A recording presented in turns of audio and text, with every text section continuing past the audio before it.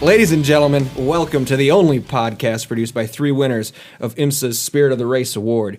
You're tuned in to the Check Engine podcast, either on Anchor.fm or, well, let's be honest, anywhere else that matters that also streams these things. Thanks for joining us. My name is Nick. Off of my left shoulder, I have my good buddy Andrew. Andrew, what's going on? Hey, man, we're here recording on the coldest day ever in the world. Yeah, I just saw there was a post that came out earlier today that said that tomorrow Chicago is going to be the coldest place on Earth. It's going to be colder than Antarctica. It's going to be colder than the top of Mount Everest. Oh boy!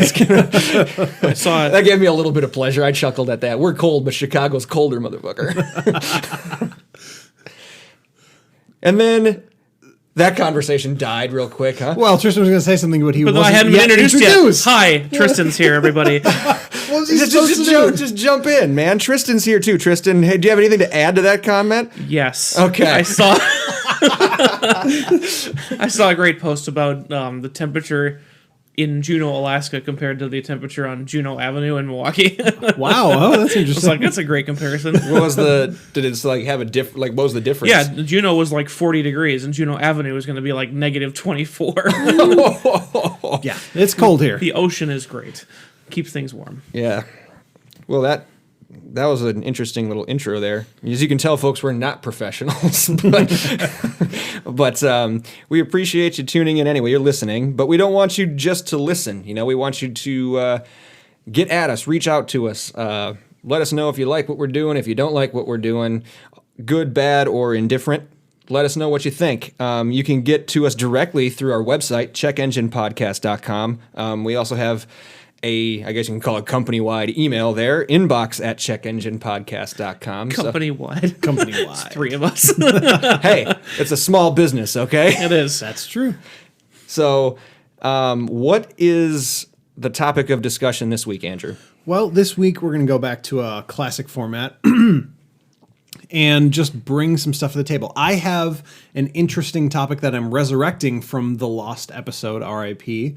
Oh. And I don't know. No one will ever. That blows my mind that no one will ever hear it. Yeah, no one can ever hear it. It existed and it's now gone forever. So I'm bringing back something from that.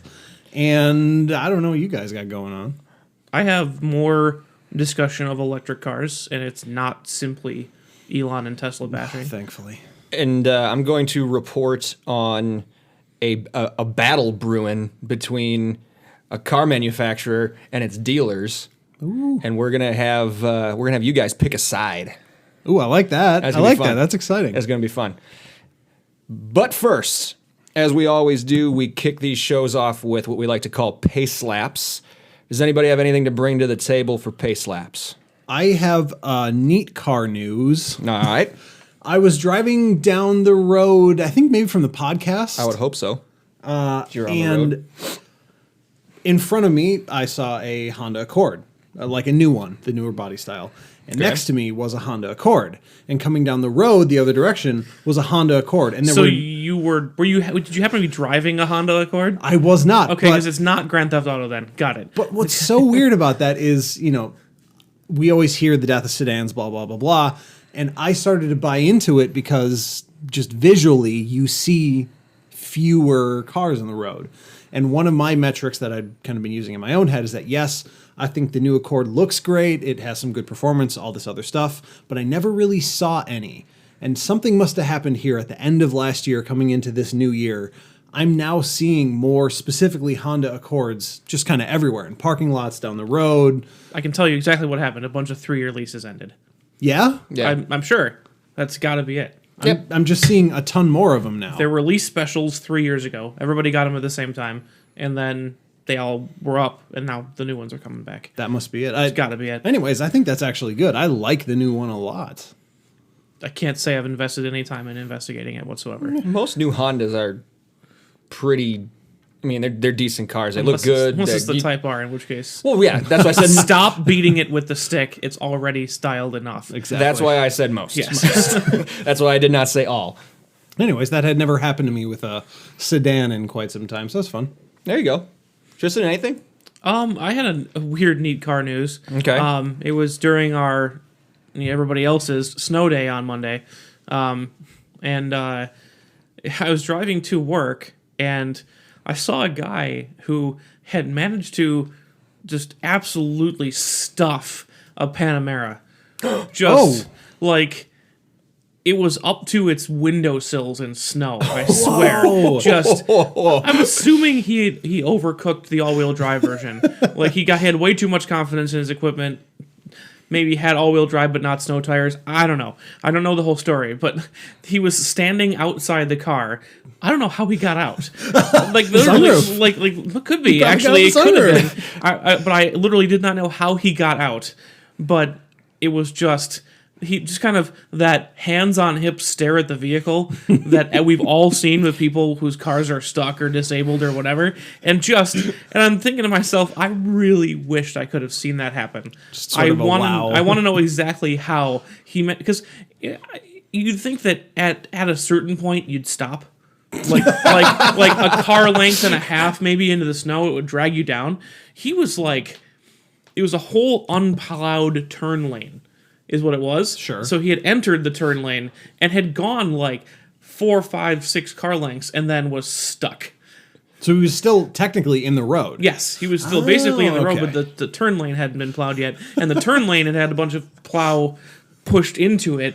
So it was already That's actually much funnier. And it was just like he clearly didn't, he wasn't using the turn lane because no one would have. Right. But I don't know how he got in there. It looked like he was trying to turn. From the book of How Did You Manage That? Yeah, it was clearly. simply astonishing. Coming down Capitol Drive. Oh, really? By the Planet Fitness. Right there. That's pretty close to work. Yeah, and just absolutely up to the windowsills in snow. I was like, incredible. how did he manage that? Speaking of that day, that everybody's snow day, complete side note, has nothing to do with cars. It's like I got in at 7:30. I drove through the blizzard. I made it, and I was working there. My manager never came in. He didn't send anybody any notification until 10:30, and then he also said on that email, if it's not an emergency, you guys don't need to be there either. So you don't have a truck. Then you'd be like, should I risk it? Like, great timing, man.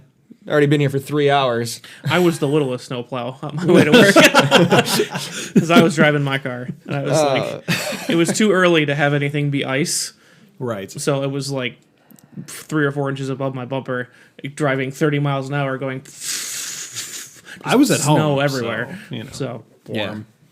I was warm. Oh, sure. I wasn't asleep, but I was warm. I'm going to be warm tomorrow. I'm not going anywhere tomorrow. Nah. Working from I am. home. All right. Minus 55, because suck it. I'm staying indoors. Now I feel insensitive. Not rain, nor snow, nor heat, nor cold, nor glom of net. You're not a postman. Oh, no?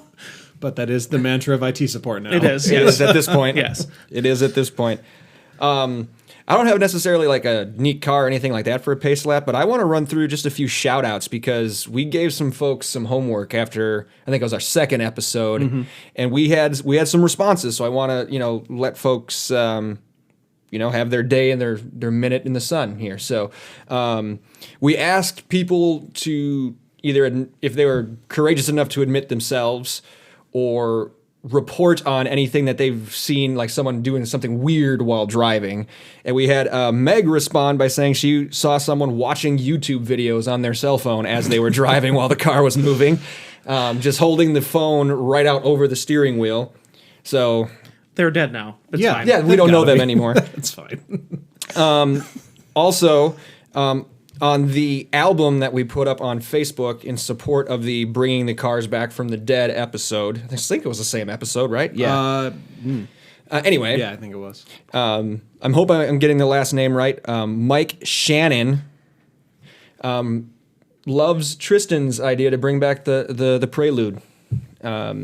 He said that was the car that was Victory arms. the envy of all the dudes in college, and that everyone in his graduating class wished they could have. So it would be a big nostalgia kick for him. So good job, Tristan. I think it's a great, as we mentioned, I think it's a great vehicle to start out on being a fan of driving. Yeah. I think it was a great thing that doesn't exist quite anymore. So No, it really doesn't. Yeah. With sort of like the Fiesta going away, I mean, you could make an argument for that Yeah, kind of Fiesta being that ST, car. Yeah. especially. Even just the regular one Yeah. was still fun to drive. Even Especially with Sure. the manual. yeah, just a little baby car. So yeah, Tristan, great job, and Mike, thanks for the comment. We appreciate you reaching out. The last shout out I want to do is a real cool one. You guys may know now that our friends at Styled Aesthetic are making can koozies for us. So if you show up to any of the major races coming up, or we made our merchandising debut at the Rolex 24 at Daytona recently. And gentleman by the name of, hopefully I'm not mispronouncing your last name, I want to say it's John Greasy. Yeah, greasy. Greasy. John not only purchased one of our can koozies, and as far as we know, he is the only one So far, Only far one we that have proof of so that far. we have proof of to it. But he also took the time to actually share it with us on socials and let us know that, hey, I got one. We're chilling in the International Horseshoe trackside at Daytona, keeping a beer cold, watching With the his race. spotted cow, by With the his way. spotted cow. He's obviously from Wisconsin. Yeah. So we could tell Or by the he's time. got people. Or he's got people smuggling it in for him. So, John, thank you so much for your support. Much obliged. yeah. Thanks for becoming a fan too. Yeah. Also, becoming a fan on the page. which is Fanning. great. Fanning. Fanning the page. One last thing, real quick. Before the end of last season, we put up a poll for the fans.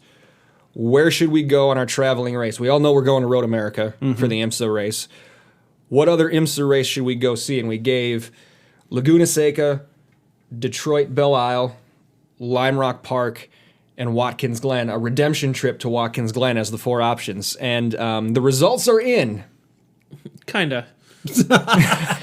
In a manner of speaking. It's well, by that we mean the poll is closed, but it's a tie. A tie between. Tie between the exact opposite ends of the country. So we have Laguna Seca out in California in wine country, or just south of San Francisco, and we have Watkins Glen in upstate New York. Oof. So whichever one we end up going is going to be a hike for us. The drive to Watkins wasn't appalling.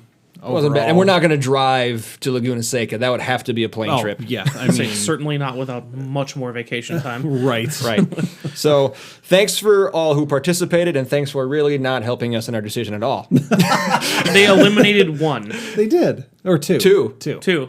They eliminated Detroit and Lime Rock Park. They gave us the old 50-50. Yeah, but no one was gonna vote for Belle Isle anyway. No one was going to vote for Belle Isle, but I mean, for as short a drive as it is, like Tristan mentioned, like we could just kind of do that one as a bonus. True. Just on a weekend, just go. And then you get a twofer with IMSA and IndyCar. That would actually be kind of fun. So Support us on our pages, and we can go. we can Yeah, do more. We that's can right. report live from there and tell you what's going on. So thanks for participating in the poll. All right.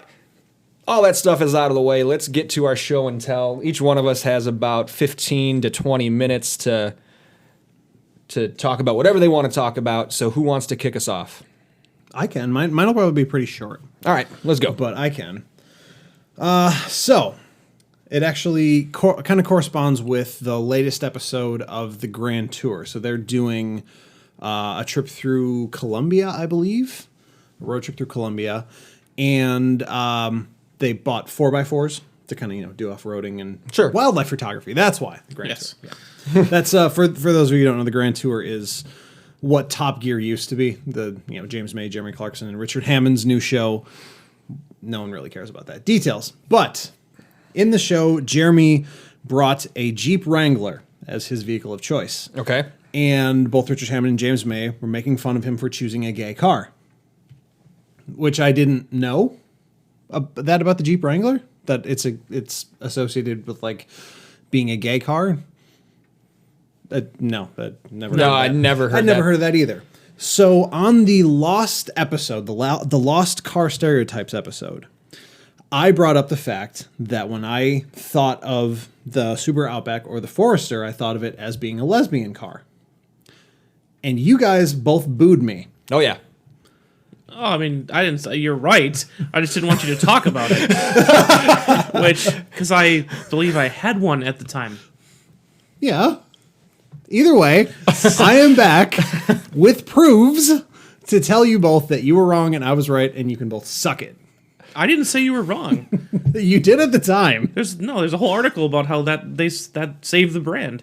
That's exactly what I'm going to talk about. So I just think it's very interesting because what I said at the time was that no one ever talks about the fact that the gay community gave us the crossover. They popularized it. They made it cool. And that's what everybody's driving now. We gotta give them some flowers for that. We gotta talk about the fact that this didn't used to be a thing. They made it a thing, and now everyone's doing it.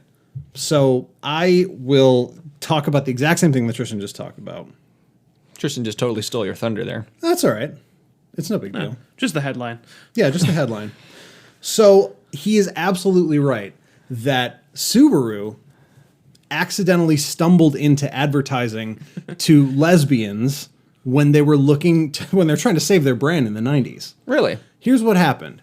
In the early 90s, Subaru was slumping in terms of sales. They didn't have much that was selling well. They didn't have a unique approach. Right. So what they did have were cars that did a bunch of things really well, but they couldn't really market them to anyone. When they looked at what was successful, because it wasn't, marketing top speed. It wasn't marketing anything that was that sexy, but marketing utility is what was moving cars specifically in the Northeast, in Maine and Vermont, blah, blah, blah, blah. So what they suddenly realized, this is around 94, 95, was that the people who were responding most positively to their advertisements were single female or female-led households. Okay. So we're talking 94. This was when Don't Ask, Don't Tell was just recently passed. Like, there were not even many openly gay celebrities. This was a time when people didn't really identify. They couldn't identify as themselves yet. Publicly. Right. Yeah. But Subaru realized that there was a trend. And, much to their credit, they didn't hide from it. They didn't run from it. They totally embraced it. They said, you know what? These people, for what, and maybe it wasn't even at that point something they really thought about. Female-led households were buying Subarus, and that's who they marketed to. Sure. By upselling their utility, by upselling the flexibility, by Safety. I was going to say safety is going to be a big one. Absolutely. You can use it to camp, you can use it to kayak, and that intersection brought us the success of the Outback and the success of the Forester. And ever since then, everybody's chasing those cars. I mean, really, when we look at it, the LGBTQ community gave us the crossover, and then everyone's just following them now. And the interesting thing in my mind is that it didn't walk away either. No. Which happens a lot. Sometimes a community will make something popular and be like, well, nope, thanks. When they see other people and doing they it. walk away. Yeah. And it's, and I think it's interesting that they didn't. And I don't know if you're going to get to it, but Subaru didn't shy away from it, but how much the advertising agencies did. Yeah, that's kind of the other part of it. Simply shocking. And that's always the bad part. That's always the downer part, because Subaru's struggle in finding the people to create these advertisements is that no major companies would do it. And maybe, I think you can make the argument that's because they didn't really understand. But I feel like the reality is that Subaru brought metrics that showed that they knew who they were advertising to. Yep. And advertising companies didn't want to make that sales pitch. Yeah. And it's like, especially when you've got multiple account ad agencies, it's like, how do you explain to the execs of Marlboro that you're going to, for another company, push this big, advertisement for a very marginal community at that point? Right. And it was only 25 years ago. Is what we're talking. Right. Yeah. So, it's interesting though that still that's a huge part of their marketing, right down to the slogan. I mean, love what makes a Subaru is what it is now. Yeah. And they don't qualify that in any way. It's just that one word, done. And I think that's interesting. Yeah, exactly. Well, on the track of marketing agencies, I was reading in one of these articles in '95, I think it was, IKEA ran an ad with I think it was two women or, a same gender couple, and IKEA got bomb threats to their stores the next day. Like this was the environment of the time.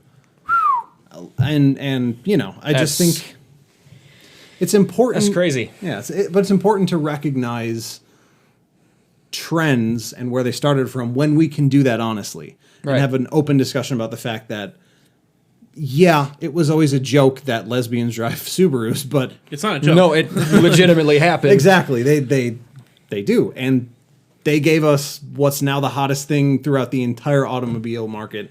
We just got to say thanks. Yeah, and I think too, kudos, like Tristan said, to Subaru for seeing it and not shying away from it, not being afraid of, at the time what would have been possible backlash, and going forward with it. And yeah, they led the charge, right? So now it's okay for anybody to advertise that way. You see it already in whether it's, I don't know if you see it too much in car ads, but you see other ads with same gender households all the time. Still not so much in cars. It's a very normalized kind of market. Yeah. Or heteronormative is a better term. Yeah. Big word, man. There's there's always backlash still. Like, it's usually from a vocal minority versus an actual backlash that would harm a company. Right. Those but idiots burning their Nikes. yeah, or like the people boycotting Campbell's because two dads serve their son soup. Maybe they don't want you buying their soup. Like, Yeah, maybe it's not for you then. throw out your cans of cream and I mushroom. was gonna say that's if you don't like it, fine, don't buy it. I think we'll be okay. Yeah. No, I mean, I just doing a little shallow dive into that. I thought it was kind of interesting, and then I also did find an article from an LGBTQ website. So it's not, off on a tangent there. I did a search for top 10 gay cars, and the amount of results that I got were people literally going like, "A car is gay." It's like, what? It's 2019. What the hell is wrong with you people? Yeah. Guys, stop that. That's not okay. Yeah. But anyways, I did find a list of the top 10 gay cars as voted by their own community. Granted, That's fair then. this That's is in 2015, so maybe times have changed, but not too much, I would bet. no. So top 10 lesbian cars. Number 1, Subaru Outback. Yes. Number 2, Subaru Forester. Okay, no surprise. Jeep Wrangler. There's the Yeah. the Grand Tour reference. I mean, this whole list. Ford F-150. Real? Oh, okay. Honda CRV. Geo Tracker. Wow. Nissan Xterra. Ford Ranger. Volvo wagons. All of them. Chevy S10. Yeah. Why the S10 and not the, okay. Whatever. So those are the lesbian cars. Every single one's crossover of some kind. Crossover truck. Yep. So now gay cars. VW Jetta at 1. Kind of a surprise, I guess. VW Bug at 2. Yeah. Okay. I get it. Especially the new body style. Yeah, Because definitely. that way it went not like aggressively toxically masculine, Right. But it was not flowers anymore. No, it was I entirely believe that. Yeah. So in the 3 slot, the BMW 3 Series. Sure. Jeep Wrangler. Okay. Mazda Miata. Yes. Yes. I get it. Specifically, the Saab 900 at number 6. Oddly specific. Very, very specific. So times have changed. They don't make that anymore. Right, that's what I'm saying. Well, they don't make the Geo Tracker anymore I either. know, Yeah. I know. I don't know how old these Even in results are, 2015. but Of all time, probably. Yeah, it must be of all time. a delicious entry from my past, the Saturn SC1 at 7. Oh, That was my first car. There you go. Then VW Golf, VW Cabrio, and Chrysler Sebring rounding out the list at number 10. Sebring's kind of It's surprising. mostly just some cars. Yeah. There's nothing to that list. Yeah. Like, So there was in the gay list there was one SUV or crossover. Yeah, sorry, let me... The Wrangler. The Wrangler was the only one, The Wrangler is on both. and then the lesbian. There's 9 out of 10. Yeah. and one's a truck. 8 out Two- of 10. two are yeah. trucks. 2 are trucks, yeah. Yeah. No cars. No, not a the car. lesbian Not one. a car. Well, I the mean, Geo one, the Geo. Tracker. Oh no, the Tracker was trackers. SUV. Trackers. That's right. They were yeah. blazing the trail. They did it first. Shout out to the lesbians for blazing the crossover trail for us. That's it. I came with evidence. Tristan ruined it, obviously, but What an asshole! We need to keep an eye on this though. why is that? I would See say- what they do next? Yeah, I would say see what's happening next and see if it follows. I'd be very curious. What the next trend that we see Yeah. emerging? Who is going to start the next trend? Because as we become a more equal society, this kind of stuff should more or less fade away, you would hope, right? Like, Yeah, you'd hope it wouldn't be. I think what you'll still see is regional or social stuff driving it, yeah. but I don't know. If you're talking about like a social trend, I'm not sure. But if you're just talking about like a trend in the industry, I may have it with mine. Ooh, okay, all right. But it involves, like I said, it involves some. It goes deeper than that. But I think it's a possibility that this might be the start of something. Well then, yeah, let's segue right in. I think just shout to the LGBTQIA community, and hopefully Absolutely. we have some listeners too. Yeah, absolutely. And again, I think shout out to Subaru too for sticking with it once they found out what was going on. Yeah, definitely. Absolutely. Yeah, so segueing to my topic, this program was launched before we were a podcast. So if we hadn't reported on it yet, that's why. Which program? That's what I'm gonna. You guys heard of? He's trying to build suspense. You guys heard of Volvo? No. Just today. Wait, just is that today? the one with the moose? The first time today. Yeah, you guys know who they are, right? They make cars. Oh, I thought they made moose. Very funny. Very funny. That's the biggest thing you see at the auto show. That is very true. To be fair, is at the- startling. It's a shockingly large fiberglass moose. Yeah. So In the Volvo booth? just to show you how Yeah. large they are compared to cars. Well, because they're the famous moose test.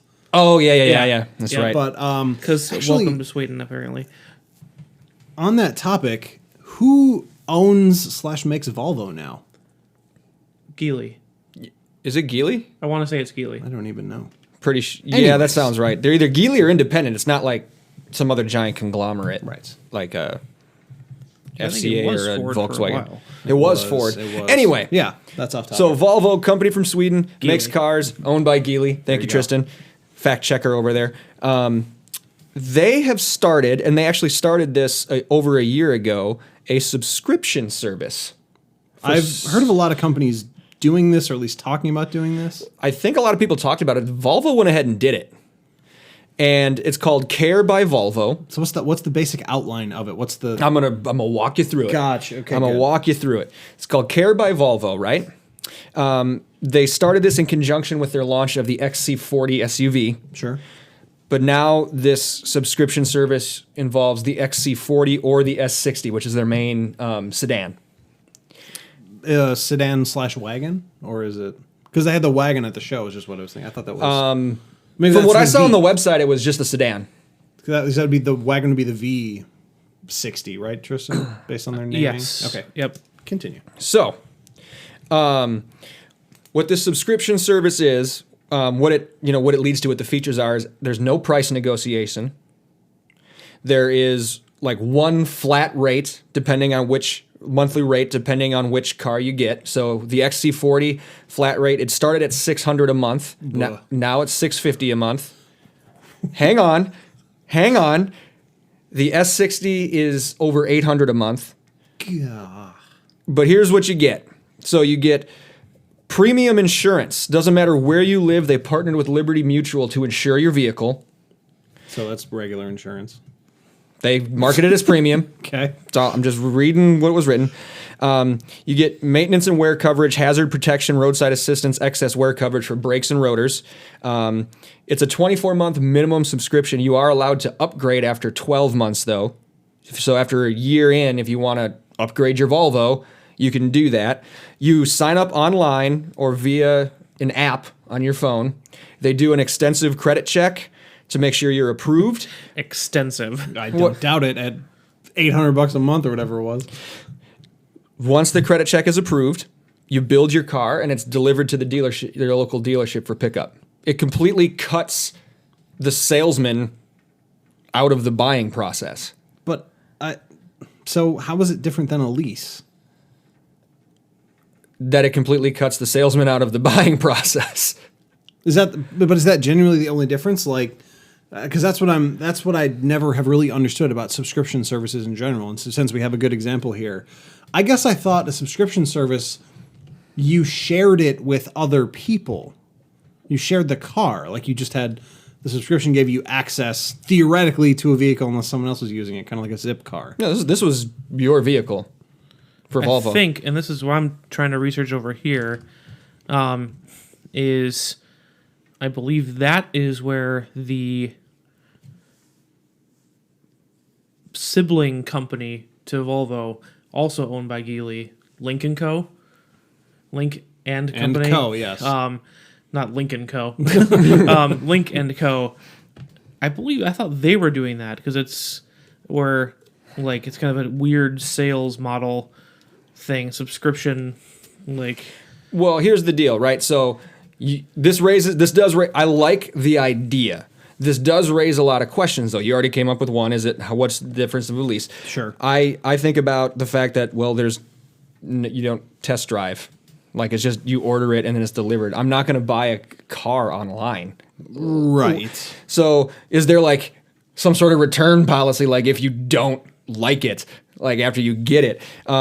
What about, like, they say the insurance is the same for anybody. So that means that someone with a completely clean driving record is going to have the same insurance premiums as someone who has just a wrecked driving record? Or who drives 8 million miles a year versus 30. Exactly. That's a good point. Like, So so people with great driving records are going to be paying more than they should, and people with bad driving records are going to be getting a deal. I feel like it works that way now. My driving record is completely pristine, and I've never gotten a good deal on insurance. I think that's the age thing, right? Well, you're married now, so it should go down. I'm married and I'm 30. Should go down. My insurance should be free, god damn it. So here's the deal, though. That's not the way it works. So it raises a lot of questions. Obviously, Yeah. it raises a ton of questions. But this has been super successful so far. What does that mean? I'm going to tell you what it means. All right. They allowed give him a minute. Calm down. Badgering me with narration. They forecasted 1,000 XC40s to sell in the first year through this service. Mm-hmm. They burned through those in 4 months. 90% of the subscribers, it's their first Volvo they've ever purchased. So they're getting a new customer base that they haven't had before. The problem is that's kind of pinching their supply that's going to the dealerships. The dealers aren't getting the inventory that they should because they have to allot more to this subscription service than they thought. The California New Car Dealership Association is on the verge. A mouthful. Yep, is on the verge of suing Volvo USA for violation of franchise and consumer protection laws. They say that they illegally modified their franchise agreements without, voting or without any of that kind of stuff. And Volvo is coming back and saying, well, we've had this for a year. We just did our annual review. Like, you knew about this, why didn't you raise your concerns earlier? Blah, blah, blah.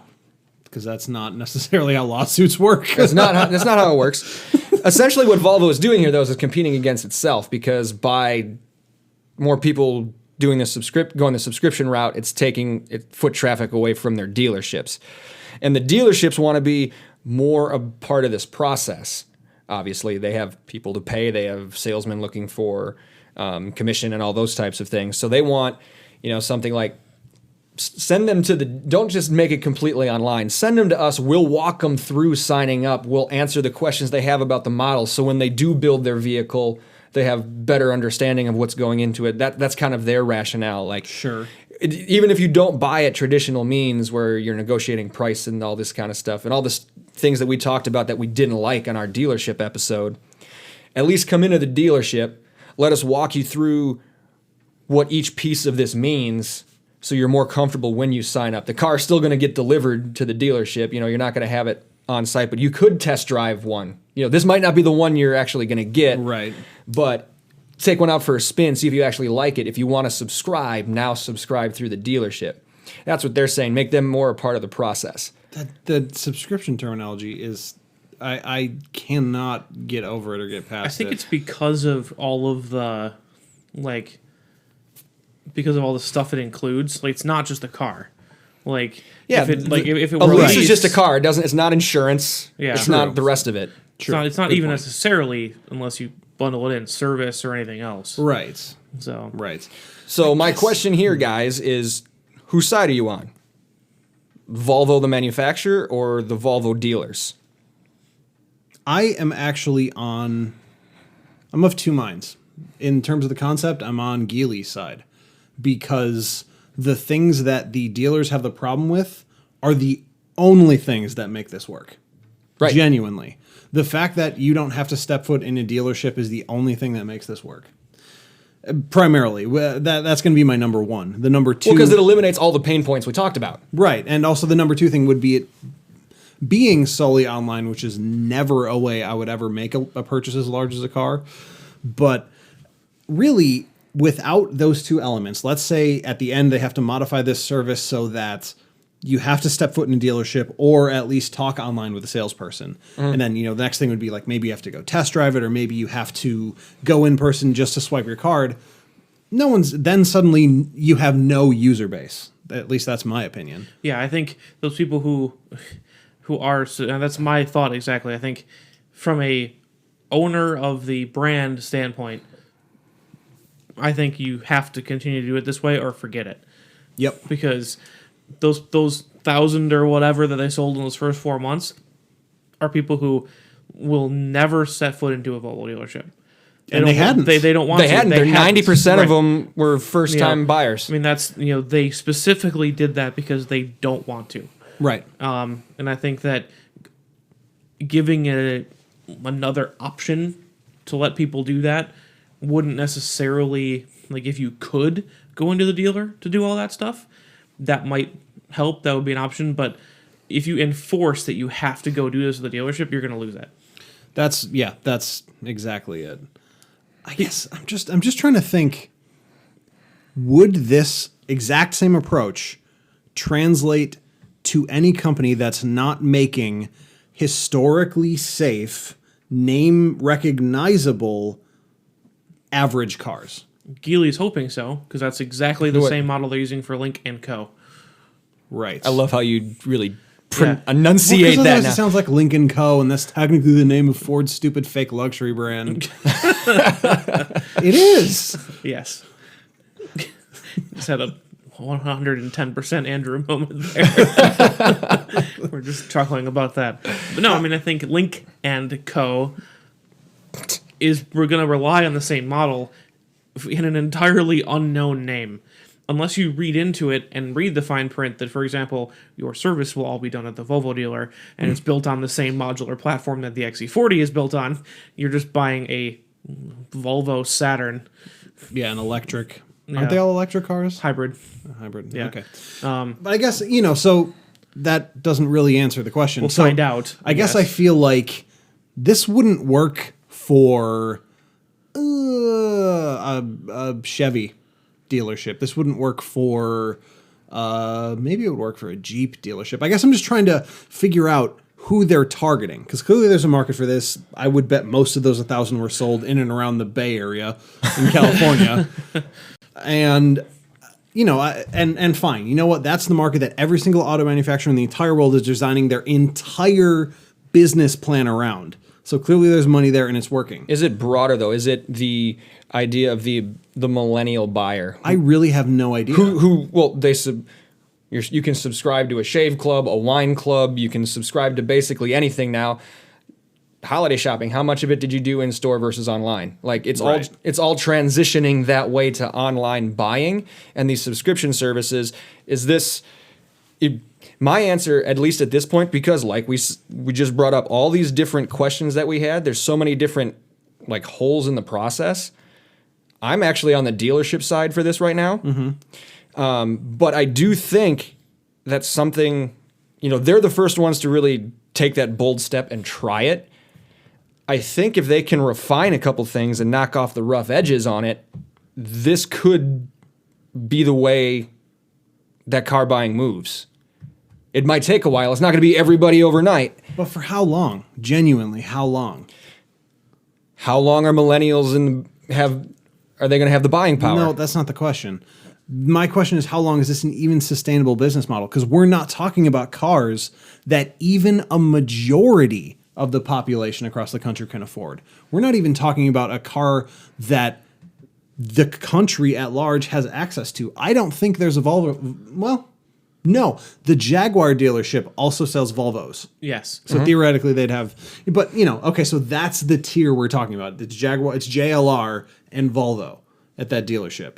So I mean, especially at those prices between $600 and $800 a month, which is insane. If you can afford that as a car payment, get the hell away from me. Plus, it's obviously not going to be a truly sustainable model, because I would imagine if you went through the trouble of getting yourself a Volvo on a lease and some insurance, you're probably going to come out lower than that all bundled in price, especially if they have to start cutting in the dealers, which it sounds like they're going to have to do something. So I'm just wondering if this really is sustainable, or if this is a loss leader attempt to get people in the store, get them introduced to a brand that has been gone for a few years. You know what I mean? Is this for real? I think it has the potential to be for real. Yeah. Like I said, it's not going to be tomorrow. There's going to be a lot of... I'm still on the dealership side right now, despite all the pain points. And I think, just the way the new people with these with more buying power now view cars compared to us, like... We know Tristan knew exactly what he wanted with his Subaru. He wants to go and he wants to test drive, but he knew this and this and this. He did his research. I'm buying exactly this kind, and you can't change my mind. Right. Exactly. And, Exactly this the car people are still exactly going to be not this the color. people either knowing exactly what you're shopping for, shopping for specific models like you did, or knowing exactly what he's going to buy like Tristan did. But a lot of people out there are buying... The cars are just a place from A to B. So what looks cool, what makes the process easier, less steps, less work involved for me, you don't know. I don't know. But for $600 a month, no matter what you buy, you're not buying it for A to B. No way. And I wonder, this is where it's going to... This is the big question mark for me. I think this might work as like a weird supplementary thing for Volvo, but I think it's doomed if they have to cut in the dealers. So I think if there's any legality here that they do have to cut in the dealers, it's not going to continue for very long. If it's something that the industry tries to do with lower priced cars, Chevy, Volkswagen, whatever, Right. then maybe you're onto something, because let's say that subscription is all in insurance, maintenance, It car payment. I was saying, saying that is, but let's say that's for a Jetta instead of an XC40, and it's not $800 a month, it's $400, which is still a lot, or it's $300. If you can get it on the lease special of like $150 to $199 a month normally, and you throw on insurance, and then you throw on maintenance. And all these other packages they're offering. Yeah, then your lease payment gets up to $300 some dollars a month, $400 a month, whatever. Then maybe we'll see that this play nice. But I think it's the big if is if people are going to bother with this for commodity level cars.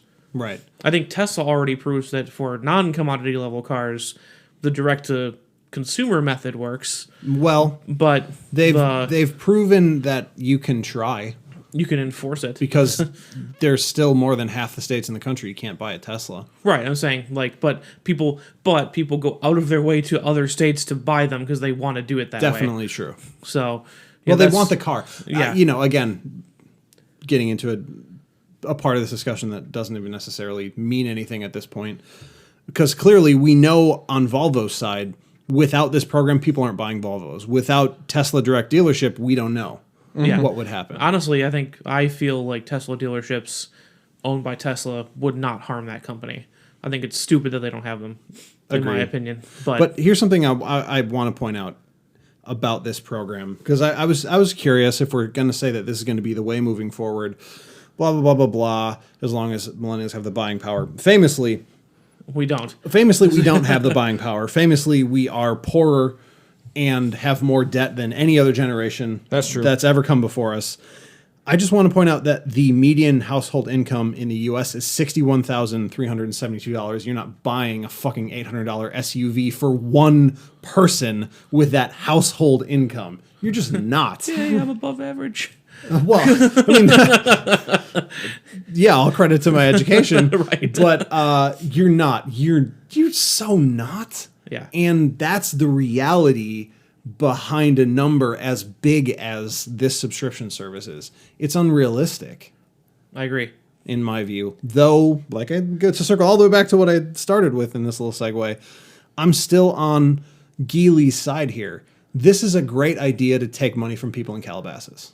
It's exactly what they were thinking. And since they have it, might as well take it. Yeah, since honestly, I'm not on anybody's side because I think the dealers are right. If they had agreements saying that you're going to sell these cars through us, and they go, yeah, but if I just sell it myself, I get to keep all the money. That's kind of crummy. And I would say, hey, you're kind of breaching your contract with us. But as a car manufacturer, I'm like, yeah, but you guys aren't selling the cars, so I got to do it myself. And, that's a whole different question. Right. So I think, am I on anybody's side? Not really. My prognostication for what's going to happen is also very cloudy because this is such a niche case. So it's, I want to find out. Now I'm very curious because I didn't know they were doing this for like something like the XC40. I knew that they were definitely thinking of doing this for their whole Polestar division, Right. Which is going to be their electric car division now, which that makes me very sad. Yeah, it used to very, be the very performance sad. division Polestar for people. Volvos were amazing. Yeah, they were awesome. So hopefully the electric ones are interesting. But Yeah. but I know they were planning on doing that for their all electric division in this kind of subscription model. I did not know they were doing it for their regular XC40s. So I'm curious as to see how this goes now because I hadn't even heard about it. Right. But I don't have a side yet. As of today, I'm on the side of the dealer, but I'm not entirely out on the whole subscription model thing. Like I said, there's got to be a lot of kinks worked out. But if you can sit down and really study how this works and figure out essentially, if you're somebody else and you can just look down and say, okay, here's what Geely did wrong with it, and here's what we can refine. I think you can make it sustainable. I think there's a chance for it. I think it's all about price point. Oh, absolutely. Yeah. Absolutely. Like you said, if it's lower priced cars, if we're doing it with lower end Chevys or the lower end consumer Kias or whatever it is, then I think for sure. You actually think that that's where you'd want to start. Yeah. Yeah. To move some small metal, to move some Sparks or Hyundai Accents or whatever. Yeah, exactly. Subscription for those for... My watch keeps hitting the table. I know you're going to be able to hear that in the recording.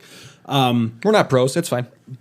But for, like an all-in bundled thing on that you could then get a new one in 2 years, that seems way better to me than... Plus, those Volvos are the size of actual houses. I have a 2-car garage. I don't think I'd fit one in my 2-car garage. Yeah, I think what it does give you is a certain amount of budgetability. It's like Yeah. I've passed my credit check. I can always have a new car that's under warranty that has my maintenance paid for and my insurance paid for. It's always going to be the same as long as I want to keep getting this same car. That does speak to people. Yeah, I would. So- Again, it's removing those pain points, those extra steps. Yeah. So I'm definitely curious to see where and how it goes now because I didn't Yeah. even know about it before. I thought subscription services worked very differently. Honestly, I really thought it was like a ride sharing thing. Yeah, because I that think was the there first. are, and I think that was what. That's that what was Lincoln the big Co. advertisement for Lincoln Co. But now, if you look at their thing, it's just Volvo Saturn. It's like you can either buy one or you can do it on like a shorter or a longer term renewal subscription. But the latest thing I found is that's basically just cheaper Volvos. Well, I think Mercedes was also doing the subscription where like you share it with other people. That seems really, really dumb. Well, that's like a plane. Kind of. Yeah. Just whatever. That's a totally different topic. Hey, let us know what you think, folks. Add us on socials, inbox a Check Engine Podcast. Are you signing up for a subscription to a car anytime soon? That was my thought exercise for the night. So I'm gonna hatchet in a transition here. Go for we're it. Talking about being a niche market, and we're gonna go from Volvos to possibly the opposite of Volvos, electric Porsches. I mean, it's not that far, honestly. They hang out in the same neighborhoods. They do, but very different people. True. that's all. Yeah, also true.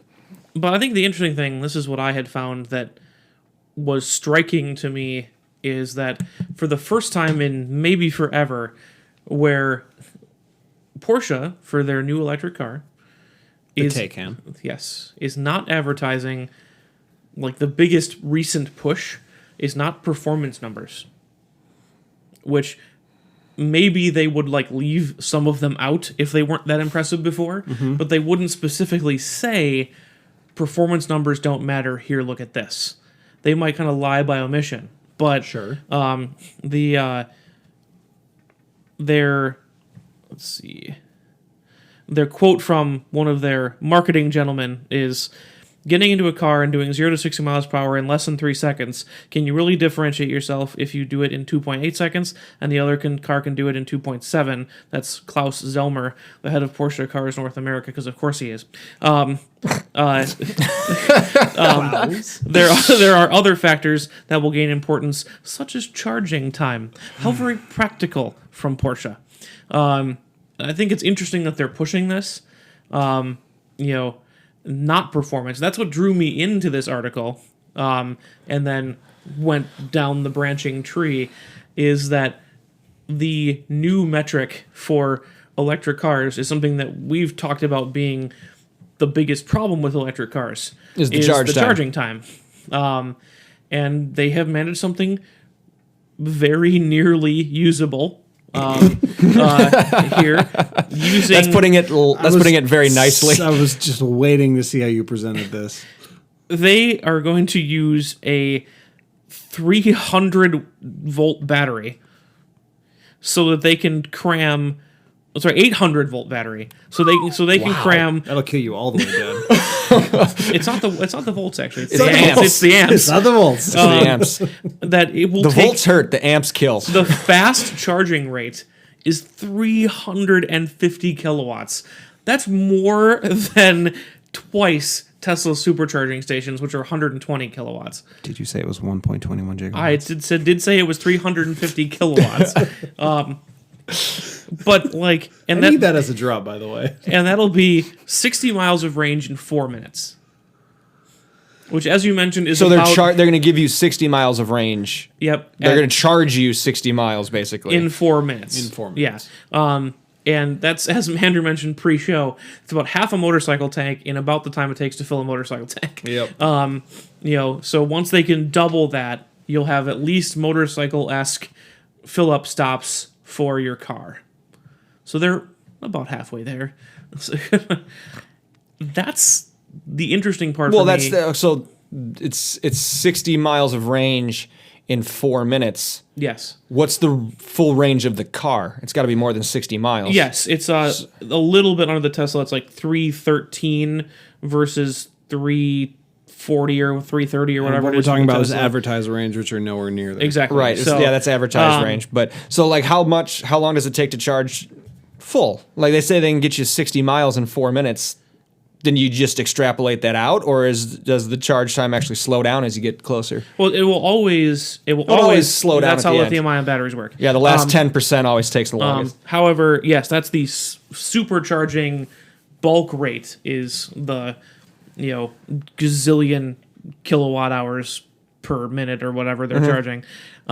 It does slow down after that first burst charge. They're kind of stealing ideas from cell phone manufacturers where there's actually 3 tiers of charging.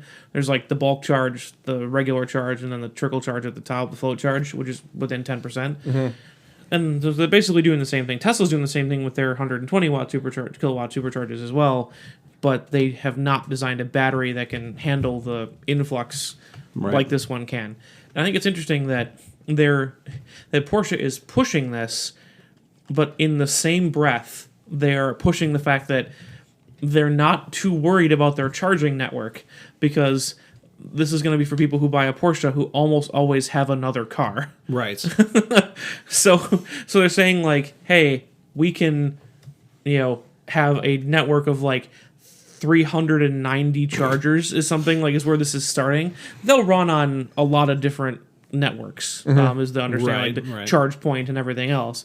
But the ridiculous charging networks are only going to be like 400 of them or so. Sure. 300 stations and 90 Porsche dealers. To go to the dealership to charge your car. You don't have to. Well, for the supercharger. Or one of the 300 call other it. stations that are going to have the 300 kilowatt charging. But they're focusing on the fact that they don't really care about their charging network because they don't expect their customers to drive them across the country. They're banking obviously. on this, which is the funny part. I think it's an interesting admission / strategy from an electric car company. It's like, we're only going to sell electric cars to people who don't need electric cars. I think it's funny that no one's mentioned it before. So Yeah, you go first because I'm going to probably go for a while. okay, so my first thought And is I have no real opinion. Just as a heads up, I found all of this blurb and all the other things I found very interesting, but I don't have much of an opinion. So I wanted to bring it to the table so you guys could talk about it because I'm curious as to what your thoughts are. So, I'll start with the admission from what's Klaus. Klaus that- Zelmer. Of course it is Klaus, whatever his name is. Zelmer. That's it, Zelmer. I just said it. The idea of, can you really tell the difference between a 3 second 0 to 60 or a 2.9 second 0 to 60? Like 99.9% of the population can't. Like, and also, you know, what's the 0 to 60 time? What's the 0 to 60 time? What's the quarter mile? Like, those are things we're measuring. Like, that's the things that they're advertising, they're putting in magazines, they're all this kind of stuff. How many people actually drag race their Kia Fortes? Like, why does it matter? It's a very impractical thing to shout out there. And the fact that he is shifting the conversation to say what's more relevant to the consumer, especially an electric car, is charge time is 100% correct. It just surprised me that it comes from Porsche and exactly. That's not like VW or something. Like, it's not the practical Germans here; it's the Porsche Germans. yes. It's That's the part that surprises me. Yeah, I think that's why I was struck by that pivot by them from we've made this new 911 yet again this year for the 8 millionth revision, and we've made it 0.003 seconds faster around the Nordschleife, and that's really important, so buy this new one. And then for the Taycan, it's like, but who cares about all that? Which that's what hooked me in. That's why I started to look. I think this topic is interesting because it gets at one of the things that I like to talk about most, and that's narrative. Yes. I have to say that I don't think anything that Porsche said here is disruptive or, any of those terms that I'm sure are being thrown out about it, because the reason why it seems outrageous that Porsche is rejecting 0 to 60 times is not because of the history of Porsche. It's not because of the manufacturer that they are or the cars they make. It's because one man pushed the narrative of 0 to 60 times in electric cars harder than anything else because he didn't have anything else. Yes. And that's Elon Musk. So we all know who that is. So what I thought was so interesting at the time when Tesla started to come out is the only thing they ever talked about was how much faster, all of these idiotic videos, Tesla Model S versus fighter jet versus 16 giraffes versus one small dog. What's faster, 0 to 60? Like, that's surprise winner, the dog. That's all that was on the internet for 3 years. It was the only videos in car culture, which was dumb. And coming back around to that now, where Porsche is saying, why are we focusing on that? First of all, no one in the entire world can feel or tell the difference between 2.7 and 2.9 seconds 0 to 60. Nope. That's why they have the clocks. Yes. No one can feel that. That's why we have a point. Yes. He's absolutely correct in saying that. Yes. 100%. But there's nothing else to talk about. Really, when cars hit sub 3.5, there was never going to be anything else to talk about when it came to 0 to 60 times. That's just fast. Anything below 5 is fast. Anything below 3.5 is blinding, excessive, wicked fast, frankly. And no one's even you're really not even going to feel the difference between 5 and 3 seconds. Which, sidebar, that was an astonishing thing that I believe you posted that the Top Fuel Dragster thing that we. You want to talk about acceleration? That we put on our socials. Sidebar, check that out because like I'm not all about drag racing either, but some of those numbers were astonishing, and I was dragged into reading. I was dragged into reading the rest because my jaw just kept falling further. So. Talk about excessive acceleration. That's what we said. That's what we said in the tagline was like we don't talk about it that much. But if you just want to talk about sheer numbers, it's astonishing. It is insane. But that's going back to your point is that still doesn't really pique my interest in drag racing. Of course not. And I think it doesn't pique my interest in a car to know that it goes 2.7 versus 2.8. I'm not going to make that decision. I'm going to make my decision. What's odd from Porsche is that they haven't pushed the rest of the performance in this vehicle. That's the confusion or surprise on my end is that they went for a shockingly practical approach. They didn't say, "Hey, we didn't make it the fastest 0 to 60 because that would compromise some handling element or whatever else." So, and we wanted to build you the best driving experience, not the best drag racer. Right. They said, but it charges really fast. Well, I feel that they're going to get there. I think that... I hope so. No. It's not a hope thing. I don't think they have production models ready to give numbers that they like yet. I think that's what we're seeing here. Probably, yeah. And continuing on from the thread on narrative, yes, it is impressive in some way that they have developed... or reimagine some kind of lithium-ion battery tech to give this kind of range in that short amount of time. That's trailblazing. But it's also the only thing that anyone really thinks about anymore when it comes to electric cars.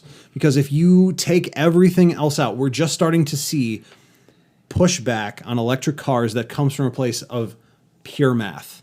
Yes. Now it's no longer, well, I think... it might not go far enough. I think it might not serve my actual driving needs. We now know. And that's got to be hard for manufacturers who believe that electric cars are the way forward. And they may very well be, but they will not be like this. So Porsche has to lean on this because it's the only thing anyone gives a shit about anymore. And I think once we strip away everything else from all discussions about electric cars, it's going to come down to utilization. Because even for people like us who love cars, the number one thing I want my car to do is go to work and go back. And if I say on the way home, shit, I forgot to go to the grocery store and I'm in the driveway, I can just loop around that block and come around. I don't have to park it in the garage for an hour. Exactly. Or even 4 minutes. And that's an actual... possible reality with an electric car. Yes. Especially when, hey, it's 22 below. Good luck getting 300 miles from your electric car. Good luck getting 100 miles. That's, yeah, exactly my point. And if you want the heater on, hey. Hey. There goes another 30 miles off the top. And so that's my complex way of saying I see very specifically what Porsche is doing. And I understand that that's the way forward for this kind of advertising launch. Oh, it has to be. That's like the only... because that's all anybody really cares about at this point. Yeah. Yeah. And if you want to... once you actually get range to a point that actually is impressive, that might turn ahead, now you start trickling the range back in as a sub point. Right. Charges in this time also goes this far. Yeah. Yep. Like that, I think that's the story they have to spin. Yeah, and as far as everything else, I really do think that when Porsche, the company who's like, what's a redesign? There's only one way to make a car. When they have numbers that they're happy with as the brand Porsche, then they're going to give everything else. It'll be 0 to 60, it'll be skid pad, it'll be 0 to 100 or 0 to 5,000, whatever they're doing with these electric cars now. I don't know. Nord's Life of Time, of course. Will they give out a green monster time for this car? They will. I bet they will. They will. Of course they will. The car can make it on range. Yeah, when they bring out the S version. Even at full beams. Even at full chat, it can make it 14 miles. Yeah. Which I'm really And has any other car electric car done a lap at the Nürburgring before? I'm sure they have. Yes, they have. And because With I know posted times? Yes, because I know this specifically because the Volkswagen ID.R, that crazy one they put at Pikes Peak, is gunning for it again. They're trying to take it away from somebody else. Yes, so that's right. They've redone the aero package and everything else, and they know that without even changing it, their hill climb range is going to be enough to do the ring because it's not all uphill. Right. So they don't need to do anything with the motors or the battery packs. They're retuning the arrow to not be hill climb arrow, to be track arrow, and they're going to take a stab at it. And Are they selling the IDR? No. Then what's the point? Clout? yeah, whoever puts a race car on the ring is because they want to say they could. It happens all the time. Like, they don't only post records for sales cars. Like, they put race cars on there. Oh, yeah. Like, when Porsche did the retirement tour for their hybrid. The 919? Like, That's like half you of know, Ferrari's job. yeah, Just studying Nordschleife at times. yeah.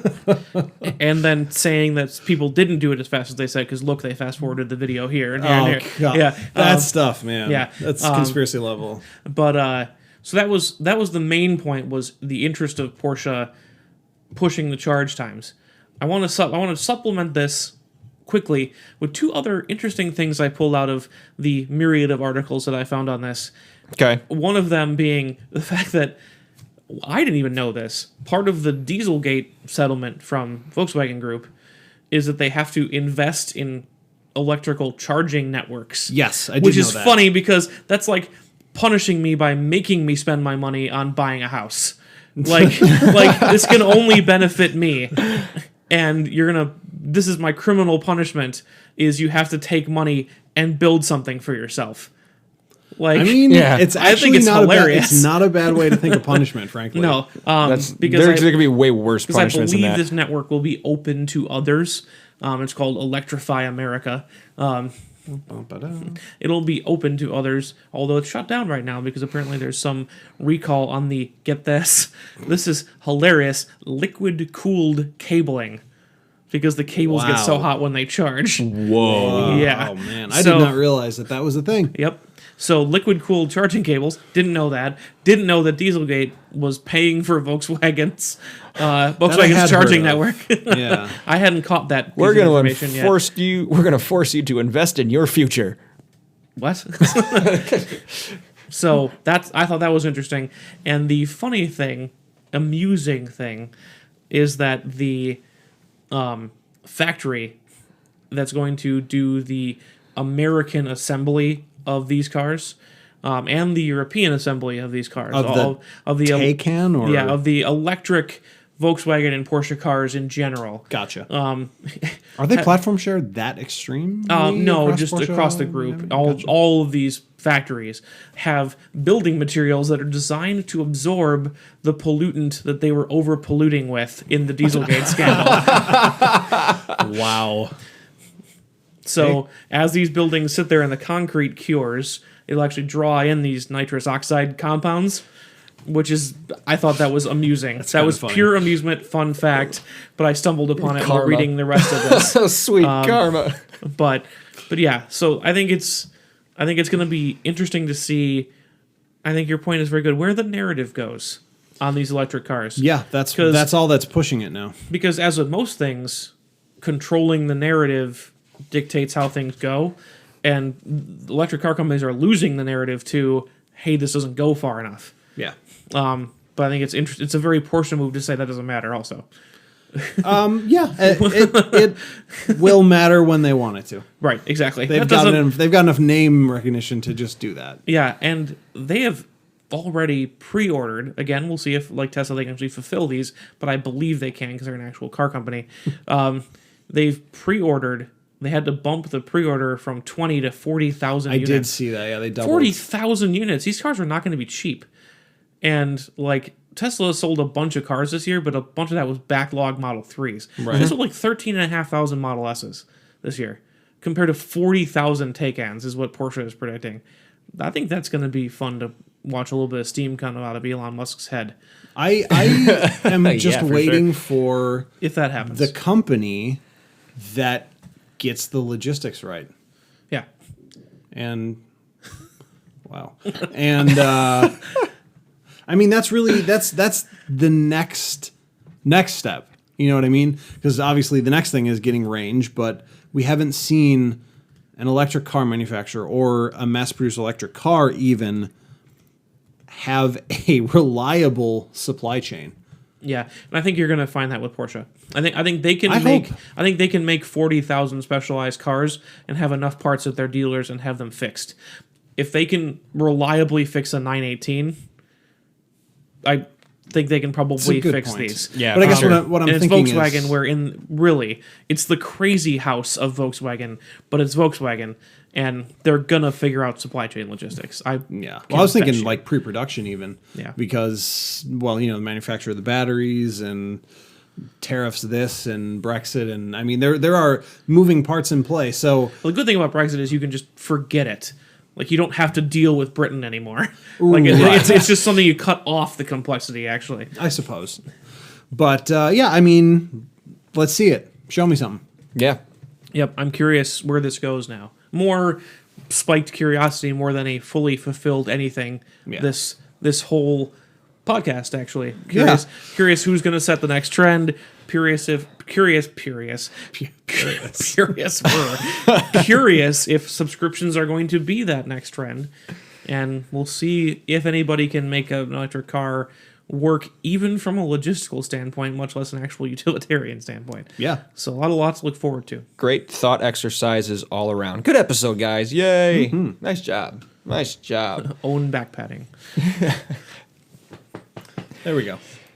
Oh, man. So with that, I think it's time to wrap this one up for the evening. What kind of thank yous are we giving out today?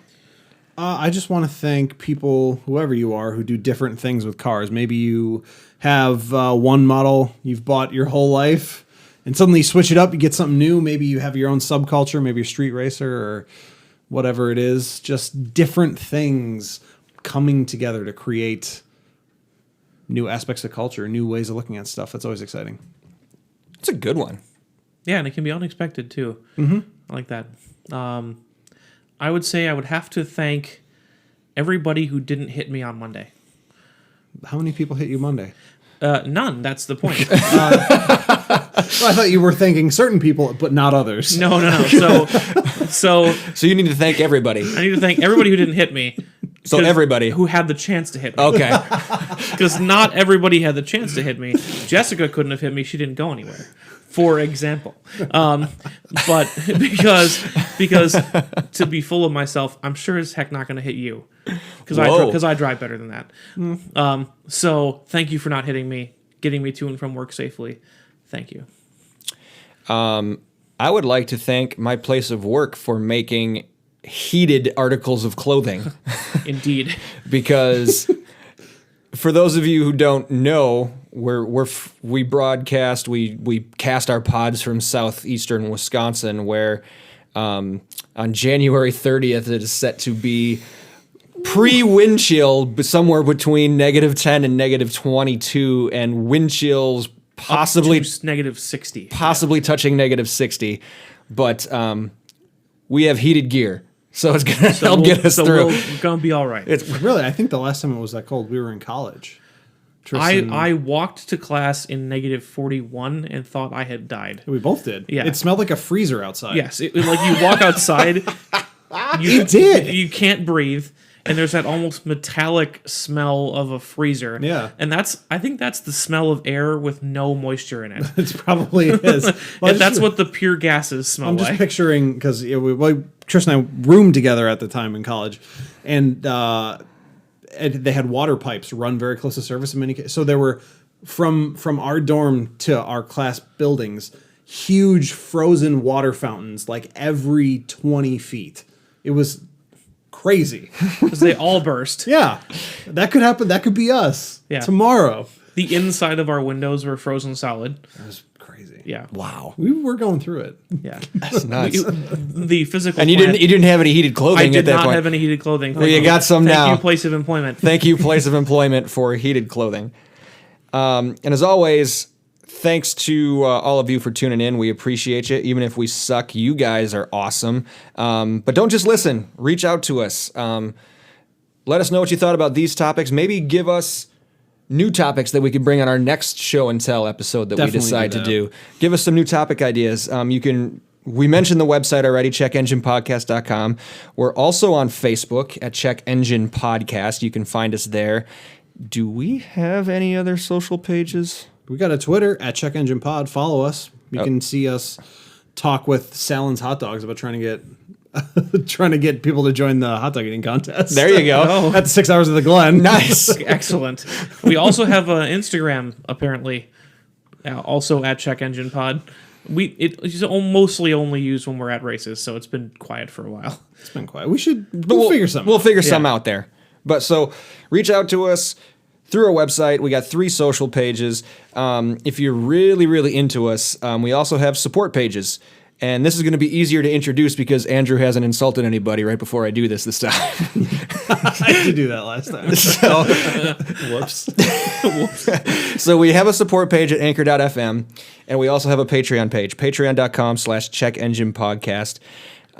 Links to both will be in the show notes for anybody who's listening to this on something that can read show notes. Mm-hmm. Okay. Yeah. Awesome. We thank you in advance for any sort of support you give on there. Anything you do put in comes out as better content, better equipment, anything to make this podcast better for the end user, for the listener. So with that, we're going to sign off. Until next time, cannot wait to talk to you again. Take care. Bye.